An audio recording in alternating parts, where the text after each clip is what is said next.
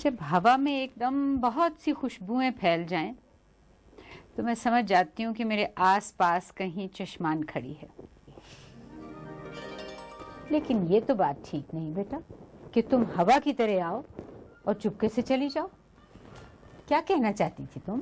कुछ नहीं फूफी माँ, मुझे मालूम है कि इस वक्त आप वादी के बारे में सोच रही हैं, इसलिए मैंने मुनासिब नहीं समझा कि मैं आजकल मुझे सभी लोग यही कह रहे हैं, फूफी माँ, काकी माँ, मागुल बेगम।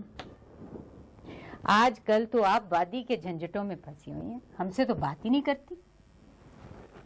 फूफी माँ, मैंने तो आपसे कोई गिला नहीं किया। जितना काबू तुम्हें अपनी जुबान पर है, अगर उतना ही काबू तुम्हें इन प्यारी प्यारी आंखों पर होता, जो कुछ ना कहते हुए भी बहुत कुछ कह जाती हैं। कभी कभी तो मेरा जी चाहता है कि ये सब कुछ किसी के हवाले करके शाहनूर झील वाले रेस्ट हाउस में मुंतकिल हो जाऊं। शाहनूर जी?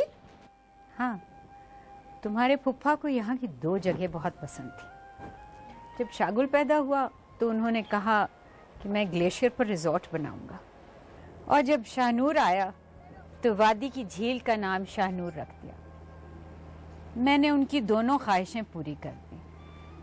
अब शागुल रिजॉर्ट भी है और शाहनूर झील रेस्टोरेंट भी। फूफी माँ, ये तो बहुत बड़ी बात है। क्यों? मेरे नाम का कुछ भी नहीं है। ये जो तुम्हारे सामने फैला हुआ अजमताबाद है ना, ये सब मेरे बाद तुम्हारा ही होगा।